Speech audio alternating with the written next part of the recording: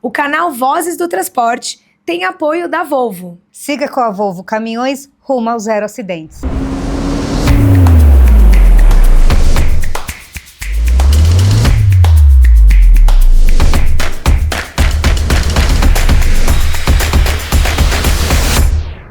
Eu sou a Andrea. E eu sou a Dani. Sejam muito bem-vindos a mais um episódio do Vozes do Transporte. Hoje nosso tema é, vamos dizer, SOS transportador e embarcador, para poder, assim, entender um pouquinho melhor das o que dores. Vem pela frente também, né? As tendências, as tecnologias. Que é bom ali para poder dar uma organizada melhor, otimizar um pouco melhor os processos. Sempre pensando em ESG. Exato. Né? O nosso convidado é o Edson Guimarães, é CEO da Lutz Group, Latam, América Latina. Exatamente. Seja muito bem-vindo aqui ao nosso sofá. Obrigada por aceitar o nosso convite. Obrigado, André. Obrigado, Dani, pela recepção.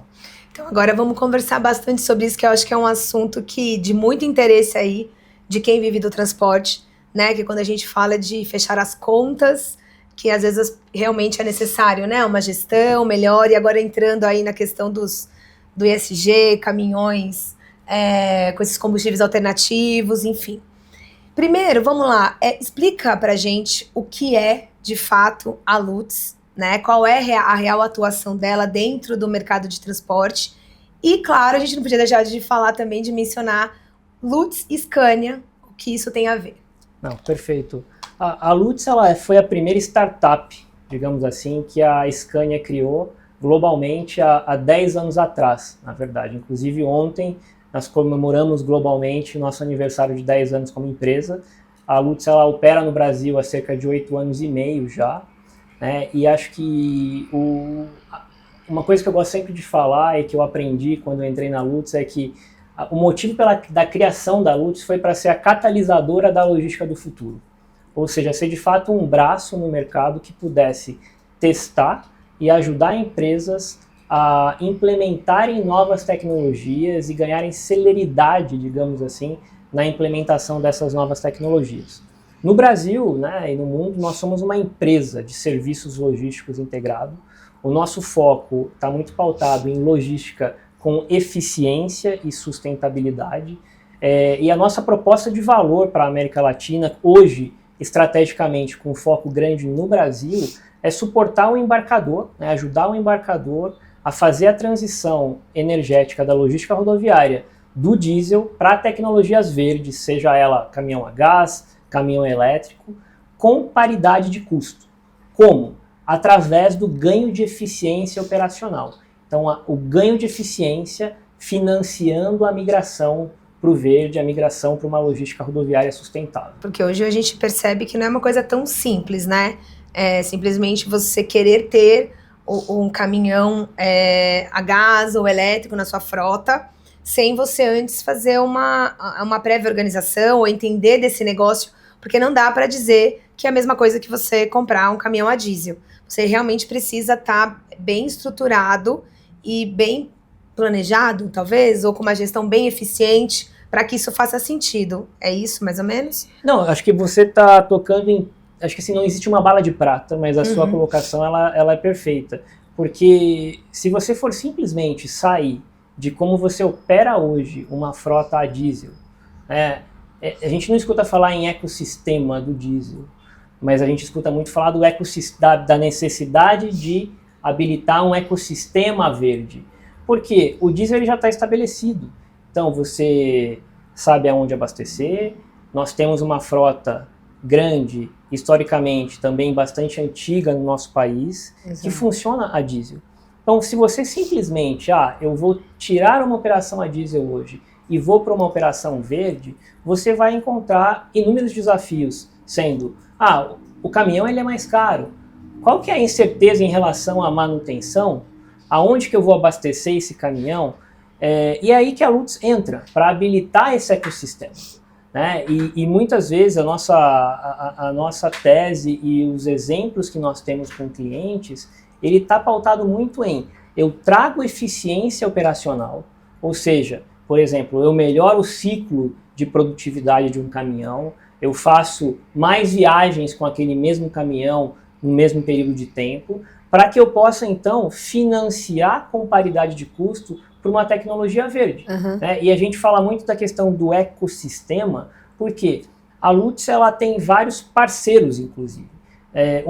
Uma das ações que nós tivemos no ano passado, após uma revisão estratégica, foi inclusive criar uma área de parcerias dentro da Lutz, que eu costumo brincar que é uma área que ela não vende e ela não compra, mas é a área que identifica, ok, eu tenho que criar essa operação para o meu cliente. Quem vai ser o fornecedor de caminhão? Quem vai financiar essa operação?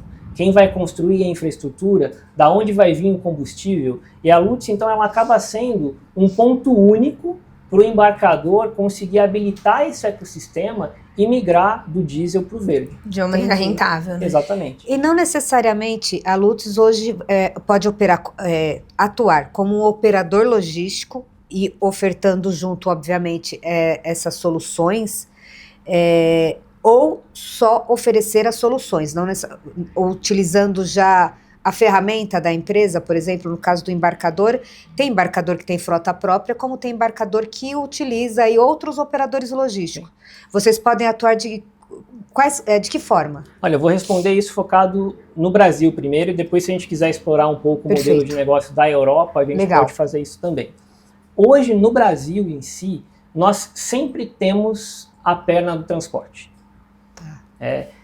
Nós temos como uma visão estratégica no futuro de poder também ofertar simplesmente os nossos serviços de torre de controle, que a gente chama de centro de comando digital, onde nós temos, né, uma ferramenta proprietária que a gente utiliza no dia a dia para identificar os gargalos das operações, para de fato gerir toda a frota que nós temos. Porém, hoje, esta ferramenta ela é aplicada em paralelo ao serviço de transporte, sejam em operações onde o cliente seja o dono desse caminhão, onde o cliente alugue esse caminhão, ou operações onde a Lutz seja a dona do ativo também. Então nós temos vários modelos de negócio que são aplicáveis, digamos, para diferentes setores, para diferentes indústrias, e eu acho que está aí um grande diferencial, que é o quê? A capacidade de customizar o serviço de acordo com a necessidade e de acordo com as características da operação de cada cliente. Tá bom. E quando você fala de ESG, quando a gente está falando de ESG, por exemplo, quais são os principais problemas que você identifica que pode levar um embarcador a um erro? Sabe, na hora que ele decide, por exemplo, incorporar dentro da frota dele, seja o elétrico ou seja o gás, quando você chega nessa empresa, enfim, ou mesmo na sua opinião geral, quais são os principais erros que pode levar um embarcador a errar nesse caminho e não conseguir extrair os reais benefícios que essas tecnologias trazem? E eu queria aproveitar e complementar, porque muitos embarcadores, eles são levados, até porque são listados em bolsa, né? Existe um programa, a empresa é global, e às vezes, como você disse, na Europa, alguns países mais desenvolvidos, o ESG é mais fácil de ser absorvido em relação ao Brasil, por exemplo. Então, eu queria que você complementasse junto essa questão. Claro, acho que em relação aos principais erros, né? Eu não diria, acho que talvez erro necessariamente, mas tudo isso é muito novo. Né? Então, acho que assim, quando a gente fala de tecnologia em logística, tem a tecnologia do caminhão, tem a tecnologia da infraestrutura, tem a tecnologia da operação logística em si. Então, acho que assim, muitas vezes por exemplo, achar que você precisa ter uma frota totalmente eletrificada para que você consiga descarbonizar em grande escala a sua operação. Acho que no Brasil, acho que até olhando para o futuro, muito provavelmente a gente vai ver a coexistência do elétrico com outras tecnologias de combustíveis verdes. Né? Acho que o biometano, por exemplo, é um combustível, na minha visão, bastante suscetível, né, a ter seu lugar na escala energética da logística rodoviária brasileira ao longo dos próximos anos. E, a depender da fonte de produção do biometano, você pode ter uma descarbonização de 90%, 92%, 93%, comparado a um elétrico, que também, a depender da origem da eletricidade, ela gira em torno ali de 80% a 100% de fato de descarbonização. Então, acho que assim, nós tivemos inclusive casos de clientes que nos buscaram aonde, o meu cliente, ele quer ir para o elétrico. Por quê? E a gente foi entender. Por quê? Porque ele quer descarbonizar. E aí a gente conseguiu mostrar que o elétrico não era o único caminho. E para aquela operação em si, um balanço entre uma frota mista entre elétrico e biometano, um caminhão a gás, era um mix ali de ativos que fazia muito mais sentido para que ele conseguisse atingir a paridade de custo, ou seja, ir para o verde, mas gastando a mesma coisa que ele gasta hoje com o diesel, né? E em relação à sua pergunta em si, André, acho que tem muitas empresas, de fato, com essa missão de descarbonizar. Se a gente vai mais a fundo, essas empresas elas têm, muitas vezes, poucas ações na logística. Porque a logística, a depender da estrutura, né, ela não é vista ali como uma emissão primária, por exemplo. Então, essas empresas, elas tipicamente, elas atacam outras fontes de emissões de carbono, e a logística, eu diria que ela ainda está no início, né? Tanto que a gente vê muitos pilotos no Brasil, né? A gente vê, talvez, dá para contar na mão empresas que têm anunciado, de fato, operações de maior escala, e maior escala que eu estou falando, muitas vezes dezenas de caminhões ali. A gente não está falando, de fato, uma migração de 50, 100, 200 caminhões dentro de uma operação, né? Então, acho que a logística tem muito a ser explorada ainda nesse sentido, inclusive para suportar essas empresas a atingirem as metas que elas têm estabelecidas globalmente e localmente. Mas elas andam juntas, não andam? Por exemplo, a logística junto com toda essa transformação. Você acha que as empresas hoje não entendem isso ainda? É que muitas vezes, quando a fonte, por exemplo, é o seu fornecedor transportando de caminhão a diesel para a sua planta, como você não tem um impacto direto ali, muitas vezes isso dificulta mais a migração. Sim. Porque você tem que influenciar, além do seu fornecedor, transportador ou operador logístico, você também tem que mostrar o caminho para o seu fornecedor de um componente, e assim por diante. Então, assim, sim, caminham, né, em paralelo, porém a logística, ela tipicamente, eu diria que ela está mais incipiente em muitos aspectos, em termos de escala nas ações de sustentabilidade dentro de várias empresas. Entendi. Eu queria que você também falasse das oportunidades com o agro, né? A gente estava nos bastidores falando um pouco sobre isso, e da atuação da Lutz no off-road, o agro, enfim, no fora de estrada, as oportunidades e o que se tem hoje. Sim, acho que o off-road, em muitos aspectos, acho que ele é um excelente laboratório para novas tecnologias.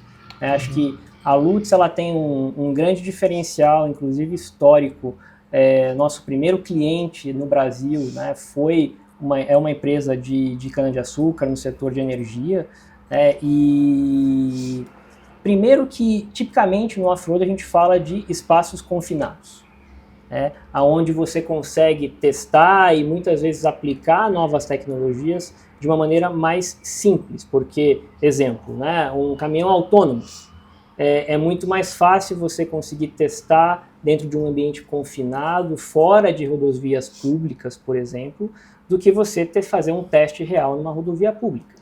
E acho que em cana-de-açúcar em si, na cadeia de valor dessa indústria, ela é muito interessante porque o biometano, uma das fontes de biometano, é exatamente dentro da cadeia de valor do açúcar. Nós temos, né, operações com clientes que almejam ter mais plantas de biometano, ou seja, o próprio cliente pode ser o seu fornecedor de biometano e descarbonizar a sua logística interna. Então, assim, são áreas que tipicamente elas estão sim mais suscetíveis, elas são mais fáceis, né, de mais fácil implementação de novas tecnologias. E aí a gente pode até buscar, né, no mercado exemplos, caminhões elétricos em mineração, e assim por diante. Então, acho que assim, o off-road ele tem sim um grande potencial para migração para a logística sustentável de uma maneira mais séria comparada à logística rodoviária. Desculpa. Não, eu te fiz até essa pergunta porque dentro desses ambientes, né, do off-road, o agronegócio, a gente vê também, às vezes, desenvolvimento de novos combustíveis e tal. Aí eu queria até entender se isso é uma vantagem para o grupo no Brasil, né? Porque eu acho que a gente tem isso muito mais pujante, digamos assim, em relação à Europa, por exemplo, né? O quanto é rico o nosso agronegócio. Então, se isso também serve de estudo de causa, enfim, alguma coisa para o próprio grupo e daqui do Brasil para fora. Se dá para fazer essa ligação. Eu acho que a resposta é sim, né? Principalmente, eu acho que no momento que a gente está vivendo, porque a Europa ela é muito centrada na eletrificação. Né? Existem outras fontes de combustíveis, mas elas são muito mais incipientes. Quando a gente fala de logística verde, logística sustentável na Europa, ela é realmente centrada e orientada para a eletrificação de frotas. Eu acho que o Brasil ele serve de exemplo que a eletrificação ela talvez seja até o fim. Talvez daqui 15, 20, 25 anos a gente possa ter a eletrificação como, digamos, um combustível majoritário dentro da logística rodoviária. Mas o Brasil ele mostra que a migração para tecnologias verdes que não sejam elétricas, elas funciona, né? Segundo, muitas vezes elas são mais fáceis de implementar no curto prazo. Pode ser que o biometano seja até um combustível de transição. Sim. E que daqui 10, 15 anos, o que é biometano hoje vai passar por um outro tipo de combustível. Muito se fala de hidrogênio, de como seria bom, né, se o hidrogênio tivesse de fato já economia de escala, para que fosse um combustível com custo competitivo para a logística. Então, assim, acho que existem muitas evoluções por acontecer dentro dessa área, mas eu acho que o Brasil ele é um exemplo para o mundo dessa coexistência de biocombustíveis com o elétrico como uma opção para fazer e acelerar a descarbonização da logística rodoviária. Você enxerga, por exemplo, que a gente falou sobre o biometano. Tem muitas empresas, né, que a gente já até conversou aqui, que elas optam em ter até o abastecimento próprio do biometano. Então você enxerga que talvez realmente o biometano possa ser uma alternativa nesse processo e que facilite. E aí, eu até quando você está falando da Europa, eu acho que é tão simples também a gente trazer isso para o Brasil, porque o Brasil não tem como, né? Você focar numa única tecnologia. Numa única alternativa. Isso traz pra gente uma expertise, talvez, que vai além, né? Porque quando você tem ali uma rodovia ou, sei lá, uma logística ali que facilita só o elétrico, como é o caso da Europa, você tá ali focado, todo mundo focado numa única oportunidade de tecnologia. Aqui já não. E aí eu vejo muito essa questão do biometano, justamente por você já ver várias empresas, assim, apostando, porque é um investimento alto, de você ter esse abastecimento próprio do biometano. Você acredita nessa possibilidade também? Eu vejo o biometano, talvez acho que eu não usaria a palavra alternativa, mas eu usaria a palavra como mais uma opção para aplicação na logística rodoviária. E por que eu falo como uma opção? Porque, como eu disse antes, eu acho que assim, não tem uma bala de prata, né? Uma única solução para todas as empresas. Eu acho que vai depender muito da onde a sua empresa está localizada, qual região a sua empresa ela está operando de fato, características dessa operação em si. É uma operação fracionada? É uma operação de carga cheia? Como é que quais são as características operacionais muitas vezes dos seus fluxos logísticos, para que você possa então determinar qual é a melhor tecnologia de ativo e, portanto, qual o melhor combustível para aquilo.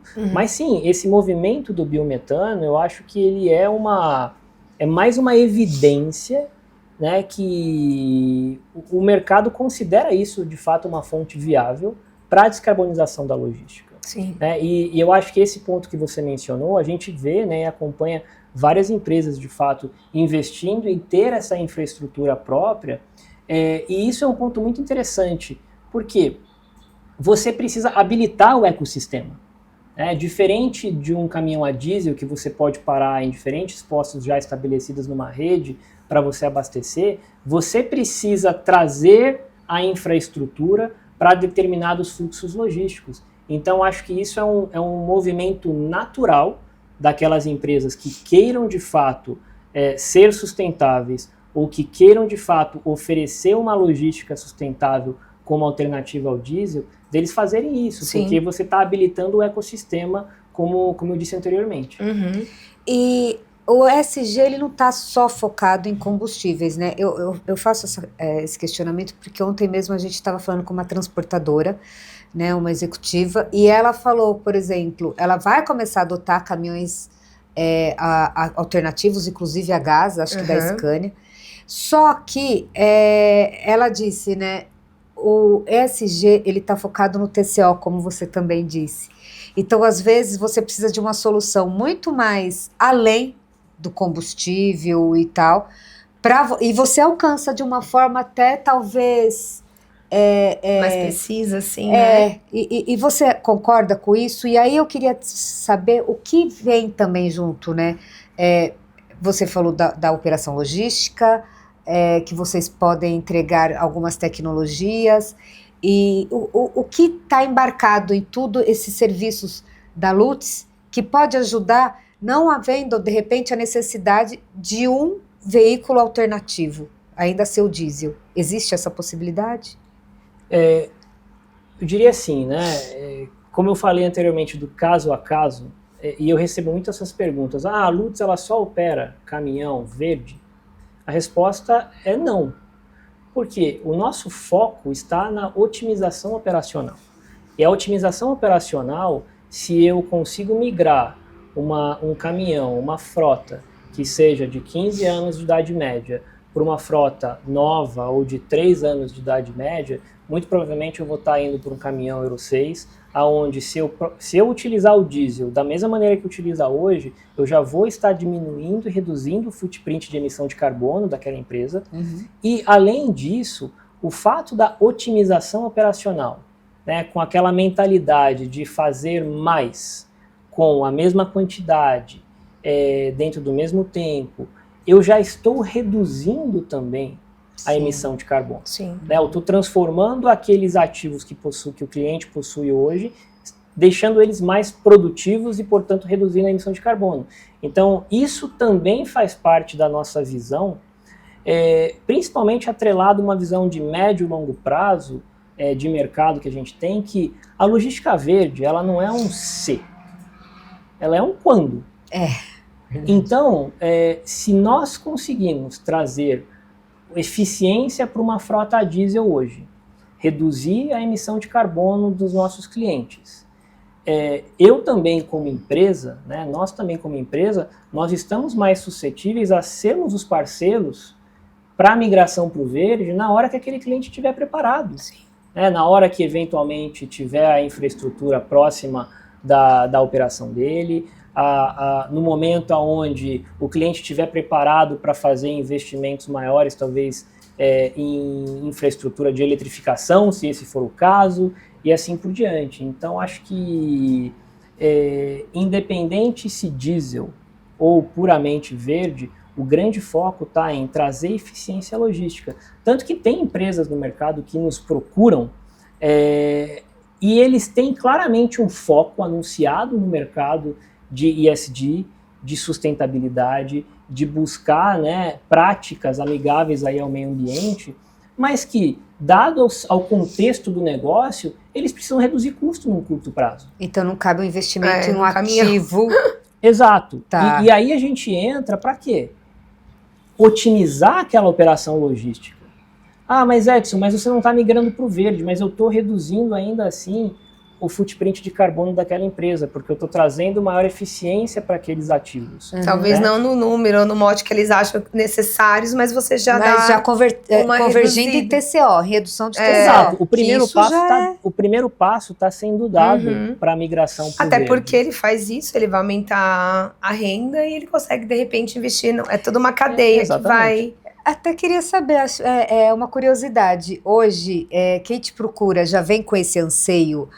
Eu quero migrar para a frota verde, ou, né, como vocês dão todo um suporte ali técnico e tudo mais, você vê que ainda, antes da frota verde, antes de você migrar, existe aí algo, um trabalho melhorias, a ser feito, né, para você conseguir, para depois migrar. Como que é? Como que está esse comportamento no mercado brasileiro? Eu acho assim que, frente ao que a gente vê, né, o que gera principalmente as discussões com clientes, potenciais clientes, e que chama muito a atenção é o quê? É a proposta de valor que eu disse no começo, de ajudar a migrar para o verde com paridade de custo.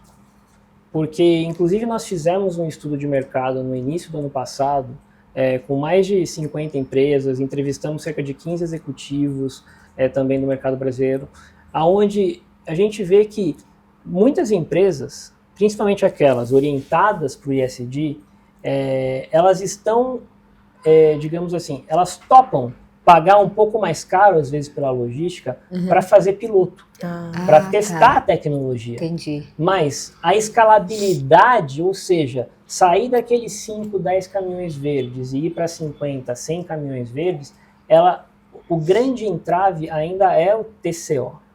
Né? Então, quando a gente fala sobre migração com paridade de custo, isso é o que gera num primeiro momento. Acho que grande parte das discussões que nós estamos tendo com clientes hoje.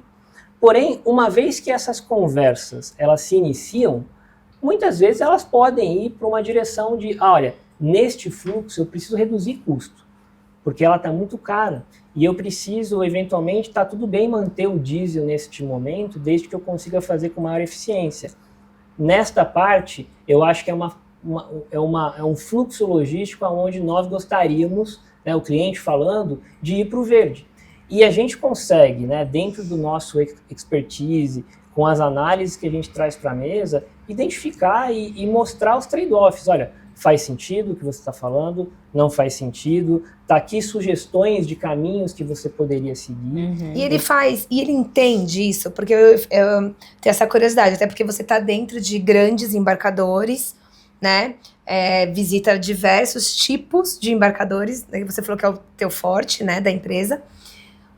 Como que eles estão, assim, nesse ponto? É o tipo do cliente que você entra e já consegue, mesmo que com poucos, migrar? Ou você fala, não, tem muita lição de casa para fazer ainda aqui, para se organizar, até porque o transporte, ele deu um salto de tecnologia, de eficiência, de mudanças de legislação, de tributárias, enfim, que exigiram também uma profissionalização muito grande dentro desses embarcadores e transportadores.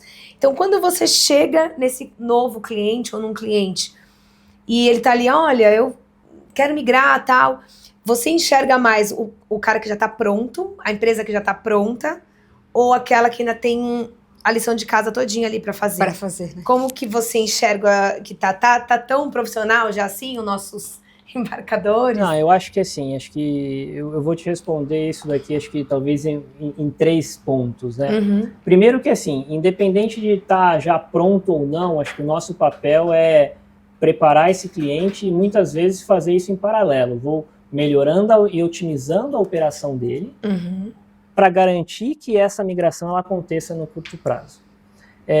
O segundo ponto e esse é algo que eu venho falando bastante nas oportunidades que eu tenho de conversar, seja com a imprensa, seja em eventos, com outros embarcadores. Nós, como executivos no Brasil, a gente precisa, e eu até expandiria isso para a América Latina, a gente precisa, digamos assim, assumir a responsabilidade por uma coisa. A logística brasileira, ela é amplamente e altamente ineficiente. Eu, antes da Lutz, passei 10 anos em consultoria estratégica, tive a oportunidade de servir muitos clientes, grandes empresas também, e é muito comum você ter, em grandes empresas, um ciclo de entrada e saída do caminhão de 6, 8, 10 horas. Sim. E a gente não está dizendo que é um ponto de exceção. Muitas vezes a média é 4, 6 horas para entrar e sair. Isso é o quê? É você ter um ativo extremamente caro parado. E daí tem aquela falsa sensação de que eu não estou pagando por isso. Que você não está tendo despesa naquele momento. Exatamente, mas isso já está embutido no preço. Sim. Né? Então, acho que assim, este ponto da ineficiência da logística brasileira é algo que independe de infraestrutura, digamos, pública, independe de programas de incentivo do governo, isso depende simplesmente das próprias empresas, em gestão, criarem processos, investirem em capacitação de pessoas, investirem nos parceiros corretos e assim por diante. Então, dito isso, toda empresa que a gente chega, existe um certo grau de ineficiência. A depender do ponto de partida, algumas obviamente já estão muito mais avançadas que outras, mas dificilmente a gente entra e não identifica oportunidades, gargalos operacionais que poderiam sim ser destravados, ou seja, ajudar a otimizar, a ter mais eficiência, portanto, reduzir custo e usar esse dinheiro para retroalimentar e investir na tecnologia verde. Faz muito sentido isso que você está falando, e a exemplo, sem citar nomes, eu conheci uma empresa que ela tem caminhão a gás, mas que roda, às vezes, metade carregado. Então, você investe de 5% a 10% a mais no veículo em relação em preço, né, em custo de aquisição ao diesel, e que anda parcialmente carregado, não anda na sua totalidade. Então, quer dizer, isso é uma ineficiência. Sim. E às vezes foi uma corrida e não consultou a Lutz. Não consultou a Lutz. Tá vendo? Mas essas empresas do tipo, como ela está citando aqui agora, quando você chega e aponta, por exemplo, esse tipo de ineficiência, são empresas, você sente que pelo menos estão prontas para poder... Para essa realidade, para essa realidade, falar, putz, tem razão, preciso mudar aqui e tal. Ou você ainda acha que existe uma resistência até por serem bem tradicionais, enfim? Como eu vejo isso, né? Eu acho que assim, primeiro tem que existir a habilidade também da Lutz de saber abordar. Né? Não é chegar e apontar o dedo para as pessoas que fazem isso há muitos anos e têm o expertise específico daquela operação específica. Então acho que o ponto nós nos posicionamos muito menos como simplesmente um fornecedor, e sim como um parceiro. A gente está ali junto deles para habilitar algo que eles, como empresa, têm um objetivo. Seja uma redução de custo, seja uma migração para a parte de sustentabilidade. Então, assim, a parte interessante é que, como existe um interesse, muitas vezes, né, e tipicamente também da alta gestão da empresa, de fazer esse movimento para o verde, ou de ter uma redução de custo no curto prazo, isso facilita muito, porque você começa com o patrocínio ali da alta liderança, e isso cascateia dentro da empresa. E isso facilita, sim, a implementação das melhorias necessárias para que você habilite uma captura de valor, seja uma redução de custo no curto prazo, ou seja uma melhora de eficiência para habilitar o verde com paridade de custo. Pertencer a um grupo, né? Porque vocês estão dentro do grupo Traton, é isso, né? Exatamente. Então você pode prestar serviço para uma Volkswagen, por exemplo, além da Scania aqui no Brasil? Como que é? Eu queria até entender como que vocês estão em termos de organização. Poderia. Sim. E é assim que por meio dessas fabricantes, porque elas têm aí o pós-venda bem resolvido, uma ampla rede de concessionários e tal, é que vocês acessam o cliente ou o cliente acessam, né? Os clientes acessam vocês. Como que funciona? Como que vocês, a Lutz, chega ao cliente? Olha, a maneira de chegar ao cliente de maneira ampla no mercado, acho que assim, ela pode acontecer de diversas maneiras, porém é através da Lutz como uma empresa independente dentro e suportada por um grupo maior. Tá. Né? E obviamente que em operações que nós temos caminhões Scania, nós sempre trazemos a concessionária local para que a gente tenha a manutenção feita pelo concessionário. Ou seja, a gente também habilita também toda a rede da montadora especificamente, e traz isso como uma parte da solução que a Lutz está oferecendo. Em relação à questão de oferecer serviços para outras empresas, a resposta também ela é sim, de forma ampla, seja dentro do grupo, tanto que hoje nós temos operações, né? A Scania, além de ter criado a Lutz e ser proprietária da Lutz, né, no mundo, nós temos também a Scania do Brasil como uma cliente. Nós operamos cerca de 30, 40 caminhões da Scania hoje para operação em São Bernardo do Campo. De peças. Principalmente fluxos de containers, tanto de Santos para São Bernardo ou vice-versa, e também a alimentação dos componentes do armazém para a planta. Mas, ao mesmo tempo, nós temos operações com a Volkswagen Caminhões e Ônibus. Nós estamos iniciando outras discussões dentro do próprio grupo mais amplo, não só o grupo Traton, mas Traton ele está dentro do grupo Volkswagen globalmente. É verdade. Então, todas as empresas do grupo Volkswagen, elas de certa maneira fazem parte do grupo e também é um nicho, digamos assim, de clientes que nós estamos começando a explorar, mas de forma ampla o mercado, a Lutz ela tem levado muito o seu próprio nome.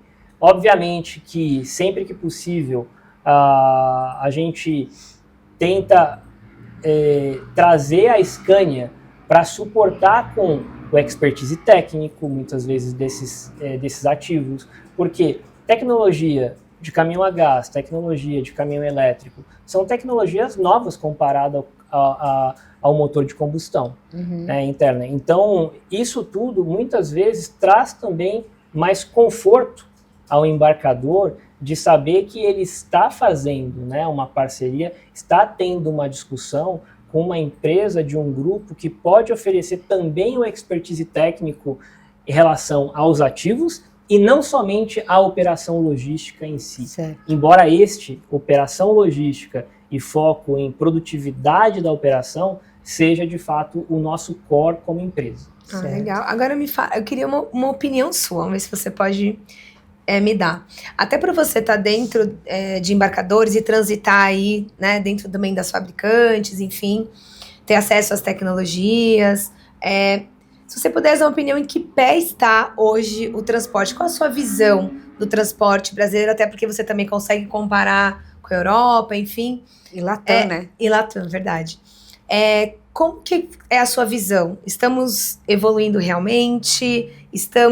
Tá tudo ornando, vamos dizer assim, tecnologia dos caminhões, com a logística, com a infraestrutura, ou ainda precisa, né, dar uma melhorada para poder que todo mundo ande junto? Porque, né, você deve assistir ali nas montadoras tecnologias muito perfeitas ali, para deixar quase que o caminhão andando sozinho, né, operando sozinho. Você está dentro do embarcador ainda com seus problemas X ou Y, e também lidando com a infraestrutura do Brasil. Qual é a sua visão, assim? Acho que assim, em termos, e acho que eu gosto muito de fazer para responder essa pergunta, um paralelo com a própria Europa, né? Acho que quando a gente compara a Europa e o Brasil, ou a América Latina, nós estamos tendo as discussões corretas aqui. Eram discussões que a Europa estava tendo talvez há 4, 5, 6 anos atrás. Então acho que isso mostra que o nível de discussão e direcionamento que está sendo dado, ele é correto. Seja pela iniciativa privada, seja através de ONGs especializadas no nicho de logística, de eletrificação, de transporte, seja através de políticas governamentais que a gente começa a ver também nessa direção para promover, seja o uso de biocombustíveis, seja facilitar, né, a compra de ativos verdes e assim por diante. Então, assim, em termos de patamar, nível de discussão, conteúdo, a gente está, de fato, tendo a discussão que precisa ter. Isso acontecia na Europa há alguns anos atrás. Em termos de o quanto tempo vai levar para a gente quebrar essa inércia de sair dos pilotos e ir para a escala, eu acho que vai depender muito, de fato, da iniciativa privada, dos próprios executivos. Porque é muito fácil, muitas vezes, se esconder por trás de o ativo verde é mais caro, porque eu não tenho um incentivo X, Y ou Z para fazer essa migração. Ou não tem infraestrutura. Ou não tem infraestrutura, que também é, geralmente, né, um ponto muito colocado. Mas a realidade é, se você fazer com que sua operação seja mais produtiva, amplamente depende de você, depende da própria empresa, depende do próprio direcionamento que os executivos dão para a sua empresa. E nós trazemos isso para o mercado, de que a eficiência operacional, a produtividade ampliada dentro das operações logísticas, ela pode e deve ser um grande viabilizador para financiar a migração para o verde. Então, assim, estamos tendo as discussões corretas? Sim. O timing de aceleração para quebrar a inércia, sair de vários pilotos e ir para a escala, eu entendo que ela vai depender amplamente da atitude de fato e, eu diria assim, da iniciativa dos executivos, das próprias empresas, dos embarcadores, para que a gente consiga acelerar. Tanto que, muitas vezes, do ponto de vista estratégico da Lutz, o ponto aqui não é criar a demanda pela logística verde, é acelerar a demanda pela logística verde em escala. Porque existe muito no mercado a vontade de ir para o verde. A gente vê isso. Muitos embarcadores fazendo movimentos, testando novas tecnologias, mas a questão da escala é o grande ponto ainda que não acontece, principalmente, não somente, pelo TCO. Sim. E o TCO você pode utilizar como uma das alavancas para financiar ele a própria produtividade ampliada dentro da sua operação logística em si. Dentro do que ela falou, você acha agora, né, para concluir o nosso papo, a gente caminha para essa escala? Você acha que a gente está fazendo a lição de casa direitinho? A gente vai ganhar escala nessa questão do ESG, das tecnologias? Como que você vê isso? Olha, a resposta... Qual é a tendência, então? Sim, acho que assim, a resposta muito simples ela é sim. E por que eu digo sim? A gente começa a ver algumas empresas, por exemplo, empresas de cosméticos que operam no Brasil amplamente investindo em infraestrutura própria, em ganhar esta escala. E eu acredito muito que esse jogo também, né, se puder usar essa palavra de migrar para o verde, ele está muito atrelado a um tema de gestão de risco, que é o quê? O caminhão é mais caro, eu tenho uma incerteza como vai funcionar a manutenção, qual vai ser a performance dele na operação, e assim por diante.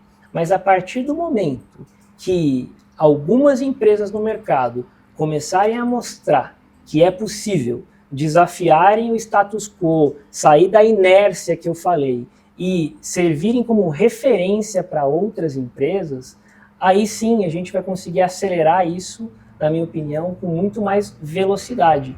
Então, assim, acho que a resposta é sim, e a gente começa a ver empresas caminhando neste caminho, nessa direção, para que sejam referências para o mercado e sejam tomadas como exemplo por outras para conseguir escalar e, digamos assim, driblar ou aprender a lidar com essas novas tecnologias, com esse novo ecossistema, e tudo com essa isso, nova complexidade. E tudo isso convergindo para o TCO, né? Exatamente. Que é o mais importante.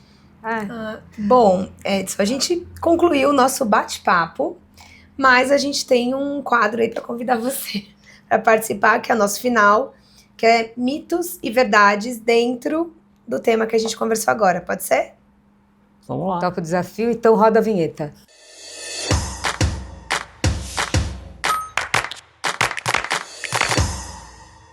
A Lutz Group só opera com veículos verdes. Mito ou verdade? Isso é um mito. Na verdade, hoje nós temos cerca de 35% dos nossos ativos que nós operamos, né, sejam ativos próprios ou ativos de clientes, eles são ativos verdes. Ainda 65% são ativos movidos a diesel, mas acho que um ponto muito interessante do ano passado para esse, o nosso número de ativos verdes ele duplicou, né, o que mostra de fato que os embarcadores eles estão dispostos, né, a apostar e fazer a migração do diesel para o verde em escala quando existe a paridade de custo na logística. Para a empresa migrar para veículos alternativos, é só investir no caminhão. Mito ou verdade? Esse é um grande mito, eu diria. Acho que estar disposta a investir no ativo verde, ela é apenas um passo, né? Porque você precisa de fato pensar que tipo de ativo verde é o ideal para a sua operação, baseado na geografia onde você opera, baseado nas características do seu negócio e da sua operação em si, e pensar amplamente como você vai habilitar o ecossistema verde para suportar esse ativo. Aonde que eu vou abastecer? Como eu vou abastecer? Quem vai construir a minha infraestrutura? E assim por diante. Então, assim, estar disposto a comprar um ativo verde é só o primeiro passo para descarbonizar. Mas para ter sucesso, você precisa, de fato, habilitar, digamos assim, todo esse ecossistema para funcionar de maneira, digamos assim, eficiente, né, e produtiva. Sem TCO ajustado, não há tecnologia verde que resolva. Mito ou verdade? Isso é verdade. Talvez algumas pessoas diriam mito, mas eu defendo essa verdade com bastante afinco, porque a gente vê muitas empresas dispostas a fazer pilotos. Se a gente entra e pesquisa notícias, a gente sempre vê que existe vontade, mas a escalabilidade, né, quebrar essa inércia do piloto e atingir escalabilidade da logística verde, ela é amplamente dependente do TCO. Somente do TCO? Não. Porém, com certeza, esse é o primeiro ponto para a gente habilitar a escalabilidade da logística verde do Brasil. A logística ineficiente ainda é uma realidade dentro das grandes empresas. Mito ou verdade? Isso é verdade. E isso remete, na minha visão, à função da logística do supply chain dentro das empresas, historicamente. Ela, historicamente, é vista por décadas como uma área de suporte, como uma área transacional. A logística e supply chain, ela ganhou os holofotes, de fato, no mundo, a partir da pandemia, que começou em 2020. Foi aí que muitas empresas passaram a colocar a logística e o supply chain na pauta, né, do top 3 ali do CEO, para que isso fosse um tema estratégico. Uhum. E aí começaram a investir em capacitação, em tecnologia, em processos. Então, amplamente a logística da nossa região, não só Brasil, mas eu diria América Latina, ela é amplamente ineficiente, mas olhando isso para o lado positivo, existe muita oportunidade para a gente otimizar, conseguir ou redução de custo e, inclusive, utilizar essa redução de custo para financiar e viabilizar a logística verde em escala. Muito bem. Muito bom, infelizmente, eu vou dizer, né, que acabou, porque o papo estava muito bom. Mas aí você vai ser um dos convidados que a gente já está deixando o convite para voltar, para a gente abordar outras vertentes desse assunto, porque realmente acho que é um assunto necessário. E é um assunto que não para, né? Ela evolui. O tema tecnologia vai estar sempre atualizado. Então, por favor, volte. Voltarei. Foi um prazer aí discutir esse tema que eu tanto gosto e com certeza aceitarei aí voltar para discutir, porque como você disse, acho que é um tema que está em evolução. Existem aprendizados para todos os dias nesse mercado, então vai ser um prazer poder voltar e discutir mais sobre logística, sobre supply chain com vocês. Muito obrigada. E para você que nos acompanha, né, fiquem sempre ligados, toda quarta-feira às 19h30 aqui no @Vozes do Transporte, sempre tem novidade e um papo enriquecedor como esse. Isso mesmo. Até a próxima. Se inscreve lá no canal, tá bom? Até a próxima.